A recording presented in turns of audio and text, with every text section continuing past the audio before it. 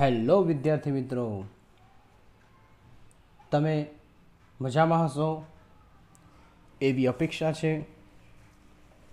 હવે ગુજરાત સરકારે જે તમારો સિલેબસ કોરોના મહામારીને કારણે ઘટાડ્યો છે, તે સિલેબસમાં આંકડાશાસ્ત્ર વિષયમાં ધોરણ 12 કોમર્સમાં ઘણા બધા વિદ્યાર્થીઓને મૂંઝવણો છે કે સાહેબ કયા દાખલા કરવા નહીં, શું કરવું શું ન કરવું, ઘણી બધી સમસ્યાઓ જેનું નિરાકરણ લઈને આજે આવી રહ્યો છું। અવશ્ય વિડીયો અંત સુધી જોજો, જેથી તમારી જે મૂંઝવણ છે દૂર થઈ જશે। સાથે સાથે કયા દાખલા કરવાના છે કયા દાખલા કરવા નથી એનું એનાલિસિસ મેં કરી લીધું છે અને એ તમારી સમક્ષ લઈને આવી રહ્યો છું, તો અવશ્ય નિહાળો। બીજી બાબત એ કે 100%માંથી 70% સિલેબસ કર્યો, એનો મતલબ શું? 30% સિલેબસ ઘટાડ્યો, તો તમે સારો એવો સ્કોર કરી શકો છો। 100માંથી 100 માર્ક્સ લાવનાર વિદ્યાર્થીઓની સંખ્યામાં વધી પણ જશે। સ્ટેટની અંદર વાત કરીએ તો ઘણા બધા ટોપિક એવા છે જે અગત્યના હતા, એ પણ આમાં રિમૂવ કરી દીધા છે। સારી બાબત છે તમારા માટે। અને બીજી બાબત એ કે જેટલા પણ વિદ્યાર્થીઓ આંકડાશાસ્ત્ર વિષયનો અભ્યાસ કરે છે, એનો ટાર્ગેટ ધારો કે 50 માર્ક્સનો હોય તો આ સિલેબસનો અભ્યાસ કરશે તો 70થી 80 માર્ક ઉપર જશે। એ વિચાર કરો, જેનો ટાર્ગેટ 90 માર્ક્સનો હોય છે એ વિદ્યાર્થી 98-100 માર્ક લાવી શકે એમ છે, પણ એને પહેલાં થિયરી સમજવી પડશે, એના બેઝ ઉપર દાખલા સમજવા પડશે, તો આવડી જશે। ઓકે વિદ્યાર્થી મિત્રો, અને મારી ચેનલને લાઇક, સબસ્ક્રાઈબ એન્ડ શેર કરતા રહેજો, જેથી બીજા વિદ્યાર્થીઓને લાભ પણ મળતો રહે। તો જોઈએ પ્રકરણ નંબર 1થી। પ્રકરણ નંબર 1માં ચેપ્ટરનું નામ છે સૂચકાંક પાર્ટ 1। ઉદાહરણ કયા કરવાના છે એ બધું જ લખેલું છે કે 1, 3, 4, 5, 11, 14, 16, 17, 19, 20, 21, 22, 23, 24 આટલા ઉદાહરણ કરવાના છે। એટલે કે 1.1માં મેં ઉદાહરણનું લિસ્ટ લખી દીધું। 1.1ની અંદર જે ત્રીજા અને ચોથા દાખલા જેવા હતા, ઉદાહરણ 2 અને 6 જેવા દાખલા હતા, એ કેન્સલ કર્યા છે। એટલે 1.1ની અંદર તમારે ત્રીજો અને ચોથો દાખલો કરવાનો નથી। બીજી બાબત એ એમને સ્પષ્ટતા કરી દીધી છે કે અચલનું પરંપરિતમાં રૂપાંતર અને પરંપરિતનું અચલમાં રૂપાંતર, એટલે કે સ્વાધ્યાય 1.2ના જે 4 દાખલા છે એ પણ કેન્સલ કરી દીધા। તો 1.2 તો આપણે જોવાનું જ નથી। 1.3ની વાત કરીએ તો 1.3ની અંદર લાસ્પિયર પાસે ફિશરના દાખલા છે। હવે એમને અંદર સ્પષ્ટતા કરી છે કે મેં લાસ્ટ ટાઈમ વિડીયો મૂક્યો હતો એમાં જોજો, એમાં એમને સ્પષ્ટતા કરેલી છે કે એકમ પરિવર્તન અંગેના, જથ્થા અને ભાવમાં રૂપાંતર કરવા અંગેના લાસ્પિયર પાસેને ફિશરના દાખલા પૂછાશે નહીં। એનો મતલબ શું કે 1.3ની અંદર પહેલો, બીજો અને ત્રીજો દાખલો એ સામાન્ય છે, ચોથા દાખલામાં પરિવર્તન છે, પાંચમા દાખલામાં પરિવર્તન અને છઠ્ઠા દાખલામાં જથ્થા ભાવમાં રૂપાંતરવાળા દાખલા છે। તો તમારે કરવાના કયા? 1, 2 અને 3। 1.4ની અંદર પહેલો, બીજો, ચોથો અને પાંચમો। હવે સ્વાધ્યાય 1ની વાત કરીએ। સ્વાધ્યાય 1માં તમારે જે સિલેબસમાં હોય એટલા જ MCQ કરવાના, સિલેબસમાં ન હોય એટલા MCQ કરવાના નહીં। એમાં વિભાગ BC આખો કરવાનો છે, વિભાગ Dમાં 1થી 8, 11, 12, 13, 14 દાખલા કરવાના, વિભાગ Eમાં 1થી 7 અને વિભાગ Fમાં 4, 6, 7, 8, 9, 10 આ એનાલિસિસ બહુ ઊંડાણપૂર્વક વિચારીને કરેલું છે, એટલે એનો અમલ કરજો તો તમને 100% લાભ મળશે। પ્રકરણ 2 સુરેખ સહસંબંધ।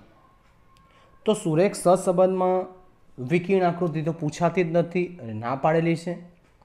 બીજી બાબત એમ એવું કહ્યું છે કે 2.3 એટલે ક્રમાંક સહસંબંધાંકમાં CF શોધવાવાળા દાખલા અને ક્રમ આપવાવાળા દાખલા પૂછાશે નહીં। એનો મતલબ શું કે તમને આપી દીધેલું હશે સીધે સીધું RX ના RY, આ ડી મૂકીને જવાબ લાવવાનો, ડી બરાબર RX - RY ડી સ્ક્વેર અને સૂત્ર મૂકી જવાબ લાવવાનો. એટલે CF એટલે કે આપણે સુધારાવાળા દાખલા ગણતા હતા એ ગણવાના નથી. સાથે સાથે ક્રમ આપવાવાળા દાખલા હતા એ પણ ગણવાના નથી. તો કયા ઉદાહરણ ગણવાના છે? ઉદાહરણ 5 થી 19 અને 24 થી 32. 2.2 આખું કરું કારણ કે એ શું છે? કેલ્ક્યુલેશન રીતના દાખલા છે. 2.3 પહેલો, બીજો અને 7મો 8મો દાખલો ગણો. સ્વાધ્યાય 2 વિભાગ ABCD સંપૂર્ણ કરું. ધ્યાન રાખજો. વિભાગ ઈમાં પહેલો, બીજો, ત્રીજો અને છઠ્ઠો. વિભાગ એફમાં પહેલો, બીજો, ત્રીજો, ચોથો, 8, 9, 10, 11 અને 12. આટલા દાખલા તેમાં કરવાના છે. પ્રકરણ નંબર 3 સુરેખ નિયત સંબંધમાં. સુરેખ નિયત સંબંધમાં બહુ ઓછો પોર્શન એ લોકોએ કાઢેલો છે. એમાં નિસ્સાયકતાનો આંક ગણવાની રીતના જે દાખલા છે ને એ નથી કરવાના. તો કયા દાખલા કરવાના? ઉદાહરણ 1 થી 12 અને 15 થી 21 કરવા. સ્વાધ્યાય 3.1 અને 3.2 આખું કરવું. સ્વાધ્યાય 3માં વિભાગ ABC અને વિભાગ ડીમાં પહેલો, ત્રીજો, ચોથો, પાંચમો અને 8 થી 13 દાખલા કરવા. વિભાગ ઈ સંપૂર્ણ કરવું. વિભાગ એફમાં 1 થી 4 અને 6-7 દાખલા કરવા. ઓકે, આની અંદર બહુ ઓછું કેન્સલ કરેલું છે. હવે પ્રકરણ નંબર 4. પ્રકરણ 4માં સામાયિક શ્રેણી એમને આલેખની રીત અને 4 વર્ષીય અથવા 4 માસીય ચલિત સરેરાશની રીતના દાખલા કેન્સલ કર્યા છે. જો તમે દાખલો ગણતા હો ન્યૂનતમ વર્ગોની રીતમાં અને એવું કહે કે આલેખ પણ દોરો, તો તમારે ન્યૂનતમ વર્ગની રીતના દાખલા ગણવા પણ આલેખ દોરવો નહીં. આમ પણ આલેખ તો પૂછાતો જ નથી. પણ બીજી બાબત એ કે જે તમને 4 વર્ષીય કે 4 માસીય ચલિત સરેરાશના દાખલા પૂછાતા હતા, જેમાં વધારે મહેનત કરવી પડતી હતી, એ દાખલા પૂછાશે નહીં. એનો મતલબ શું? કે આપણને ઇનડાયરેક્ટ કહી દીધું છે કે સાવ સરળ દાખલા પૂછાશે. એટલે કે 3 માસ અને 5 માસની ચલિત સરેરાશના રીતના દાખલા પૂછાશે. તો જોઈએ ઉદાહરણ 3 થી 9. ઉદાહરણ 3 થી 9માં એક દાખલો એવો છે જેમાં ન્યૂનતમ વર્ગનો રીત છે અને સાથે સાથે આલેખ પણ પૂછ્યો છે.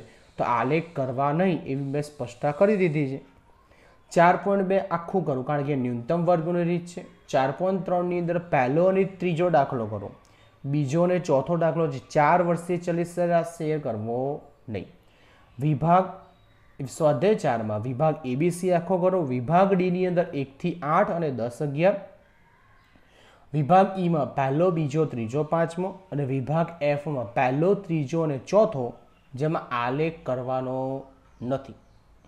ઓકે, તો આ બાબતનું ખાસ ધ્યાન રાખજો. આની અંદર 4 વર્ષે ચલિત સરેરાશ છે.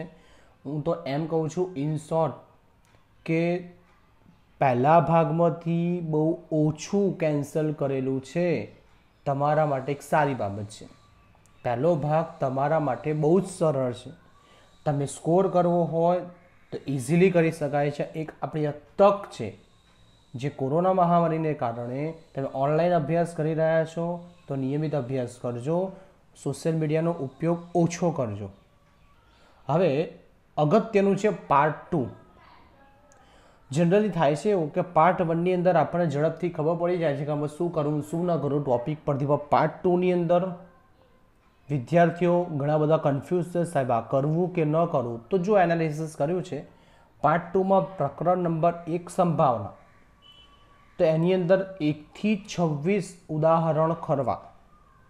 એમાં 1.1, 1.2 અને 1.3 આખું કરવું. પણ 1.4માં જે શરતી સંભાવનાવાળા દાખલા, નિરપેક્ષ ઘટનાવાળા દાખલા છે, ગુણાકારના નિયમવાળા દાખલા છે, એ કરવા નહીં. એટલે 1.4 આખું કેન્સલ થઈ ગયું. સારી બાબત કહેવાય. અને 1.5માં ગાણિતીય આંકડાશાસ્ત્રીય પદ્ધતિની વ્યાખ્યા હતી સંભાવનાની. આંકડાશાસ્ત્રીય પદ્ધતિની જે વ્યાખ્યા હતી સંભાવનાની એ મુજબના દાખલા છે 1.5માં 2 દાખલા છે એ કેન્સલ કરેલા છે. તો તમારે એ પણ કરવાના નથી. સ્વાધ્યાય 1માં વિભાગ બી 1 થી 6, 10, 11 અને 12. હવે 12માની અંદર છે ને કુલ તમને બધી અલગ અલગ વ્યાખ્યાઓ આપી છે. તો કઈ વ્યાખ્યા કરવી? તો 1 થી 5, 7, 8 વ્યાખ્યાઓ કરવી. ત્યાર પછી 15મો પ્રશ્ન, 17મો, 19, 20, 21, 22, 23, 24, 25, 26, 28 કરવા. આ વિભાગ બી છે ને નાના નાના પ્રશ્નો છે, ધ્યાન રાખજો, એક માર્ક્સ માળા. તો આ કરું. અને વિભાગ સીની વાત કરીએ તો વિભાગ સીમાં 1 થી 6 દાખલા, 8મો, 9મો, 11, 12, 15, 16, 17, 18, 20, 21 અને વિભાગ ડીમાં માત્ર બીજો દાખલો કરો. અગત્યનું એ છે કે આની અંદર 1.4ની અંદર દાખલા જે હતા ને થોડા કોમ્પ્લિકેટેડ હતા, જે તમારા માટે સૌથી બેસ્ટ કરી દીધું છે. અને કેટલીક વાર વિદ્યાર્થી ઝડપથી ઓળખી શકતો નહોતો કે આ નિરપેક્ષ ઘટનાનો દાખલો છે કે આ શરતી સંભાવનાનો છે. તો શરતી સંભાવના તો કહ્યું છે કે જો ને તોની વચ્ચે આવે તો વિદ્યાર્થીને ઝડપથી ખ્યાલ નહોતો આવતો અને એ બાબતો આમાં કાઢી નાખી છે. પ્રકરણ નંબર 2 યાદચ્છિક ચલ અને અસતત સંભાવના વિતરણ, જેમાં એ લોકોએ અસતત સંભાવના વિતરણ આખું જ કેન્સલ કરી દીધું છે. એટલે 2.1 છે ને એ અસતત સંભાવના વિતરણનું છે, એ કેન્સલ કરી દીધું. તો ઉદાહરણ 11 થી 22 કરવાના, સ્વાધ્યાય 2.2 આખું કરવું, 2.1 આખું કેન્સલ, જેની અંદર અસતત સંભાવના વિતરણના દાખલા છે. સ્વાધ્યાય 2 એમાં વિભાગ બી એમાં 6 થી 10 દાખલા કરવા, વિભાગ સી એમાં 4 થી 10 દાખલા કરવા અને વિભાગ ડી એમાં 5 થી 9 દાખલા, વિભાગ ઈ 3 થી 7 દાખલા અને વિભાગ એફમાં દાખલા નંબર 2 કરવું. ઓકે, તો આ ખાસ ધ્યાન રાખજો. આમ અસતત સંભાવના વિતરણવાળા દાખલા કરવાના નથી, જે 2.1ને લગતા છે. હવે પ્રકરણ નંબર 3 પ્રામાણ્ય વિતરણ છે. એમાં ખાલી એક જ વાક્યમાં કહ્યું છે કે ઉલટી રીતે ઝેડ કોષ્ટક શોધવાવાળા દાખલા કરવા નહીં. હવે વિદ્યાર્થી મિત્રો, ઉલટી રીતે શોધવાવાળા દાખલા કેવી રીતે એનાલિસિસ કરી શકે? દાખલા ગણે ત્યારે ખબર પડે કે આ ઉલટી રીત છે કે નહીં. તેના માટે જો તમારી સમક્ષ લઈને આવ્યો છું ઉદાહરણ 1 થી 5, 10, 13, 15, 18, 19, 20, 21, 22 અને ઉદાહરણ 16 અને 17 છે ને ભાગ્યે જ પૂછાય, પણ એકવાર આપણે કરી લેવા, સરળ છે. સ્વાધ્યાય 3 એમાં વિભાગ બી 1 થી 14, 16, 17, વિભાગ સી સંપૂર્ણ કરવું, વિભાગ ડીમાં 1 થી 6, 10, 11, 13, 14, વિભાગ ઈમાં 1 થી 3 અને વિભાગ એફમાં પહેલો, બીજો, ત્રીજો અને 8મો દાખલો કરો. હવે આમાં છે ને પ્રામાણ્ય વિતરણની વાત કરું તો વિભાગ ઈ અને એફમાં છે ને દાખલા કોમ્પ્લિકેટેડ હતા. હું એને 3 વાર દાખલા ગણાવતો ત્યારે વિદ્યાર્થીઓ બધા જ સમજી શકતા હતા. માનો એની અંદર 20% વિદ્યાર્થીઓને ઝડપથી આવડી જતું, બાકી 80% વિદ્યાર્થીઓને પુનરાવર્તન અવશ્ય આમાં કરાવવું જ પડતું હતું, આખું ચેપ્ટર ફરીથી કરાવવું પડતું હતું, જે તમારા માટે હવે સરળ થઈ ગયું છે. પ્રકરણ 4 જેનું નામ છે લક્ષ, એમાં ઉદાહરણ 1 થી 4, 10 થી 17, એમાં 4.1 આખું કરવાનું છે. 4.2માં જે કોષ્ટકની રીતવાળા દાખલા છે કિંમતો શોધવાના એ કરવાના નથી. સ્વાધ્યાય 4માં વિભાગ બી અને 1 થી 10, 13, 14 દાખલા કરવાના, વિભાગ સીમાં 1 થી 13 અને વિભાગ ડીમાં 1 થી 12 દાખલા કરવાના છે. વિભાગ ઈ આખું કેન્સલ થઈ ગયું છે. પ્રકરણ નંબર 5 વિકલનો, એમાં ઉદાહરણ 7 થી 12, 15 થી 22, 25 થી 29, 32 થી 35. એમાં સ્વાધ્યાય 5 એમાં 5.1 છે ને એ નહીં આવે વ્યાખ્યાના આધારે. હવે સ્વાધ્યાય 5 એમાં વિભાગ બી 1 થી 9, 11, 12, વિભાગ સી 1 થી 4, 6, 7, 8, 10, 11, 12, 15, 16, 17, 18, 19, 20, વિભાગ ડી 4 થી 10, 14, 15, 19 થી 21, વિભાગ ઈ આખો કરવાનો રહેશે, વિભાગ એફ પણ આખો કરવાનો રહેશે. આની અંદરથી બહુ ઓછું કાઢ્યું છે, પણ સારા દાખલા છે, તમને આવડી પણ જશે. ઓકે વિદ્યાર્થી મિત્રો, થેન્ક યુ સો મચ. અને અવશ્ય આ દાખલા ગણતા રહેજો, તમને આવડી પણ જશે. અને આ બધા દાખલા તમારે અત્યારથી ટીક પણ કરી લેવાના છે, જેથી કરીને ખ્યાલ આવે કયા દાખલા મારે કરવાના છે અને કયા દાખલા કરવાના નહીં. જે તમે પ્રેક્ટિસ કરો તો જે વધારાની પ્રેક્ટિસ થાય નહીં. બીજી બાબત એ કહી દઉં કે ફરીથી વારંવાર કહું છું, સ્કોર કરી શકાય તેવા ચેપ્ટર્સ છે એટલે અવશ્ય તમારે એનો ટાર્ગેટ ઊંચો રાખવો. કે વિદ્યાર્થી મિત્રો, આભાર.